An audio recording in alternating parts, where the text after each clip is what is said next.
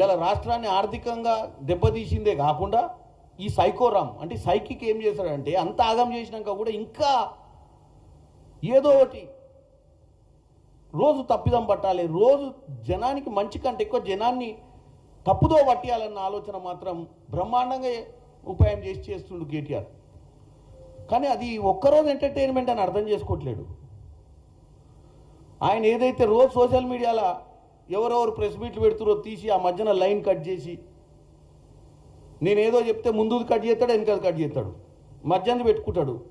ఓసారి ఎందుకో చెప్పినా వీళ్ళు బ్రహ్మాండమైన చెడు ప్రచారం చేస్తుంది సోషల్ మీడియా అంటే వాళ్ళు బ్రహ్మాండమైన సోషల్ మీడియా ప్రచారం బీఆర్ఎస్దే నడుస్తుందని చెప్పి ఒక ట్యాగ్ లైన్ వేసుకొని అంతవరకే ఆ 20 సెకండ్లో 12 సెకండ్లో కట్ చేసి పెట్టుకోండు. నేను అనేది ఏంటంటే నేను ఒక్కటే చెప్తున్నా, రాజకీయాలు పాజిటివ్ నెగిటివ్ రెండు చేయొచ్చు.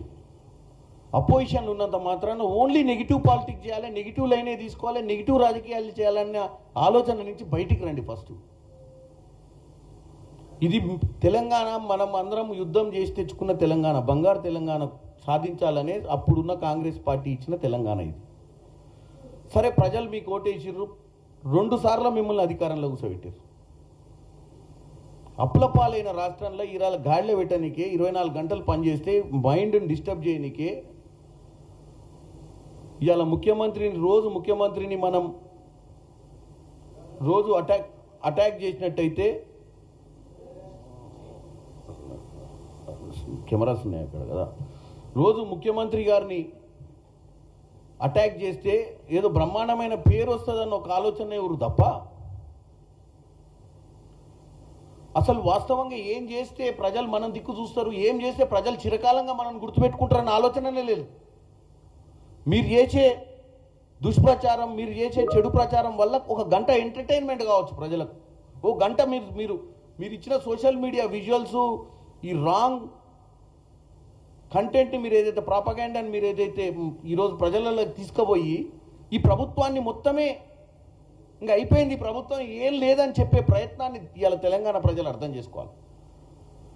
చిన్న విషయాలను పెద్దగా భూతద్దల్లో పెట్టి ట్విట్టర్లలో వాళ్ళకి ట్యాగ్ చేసి వీళ్ళకి ట్యాగ్ చేసి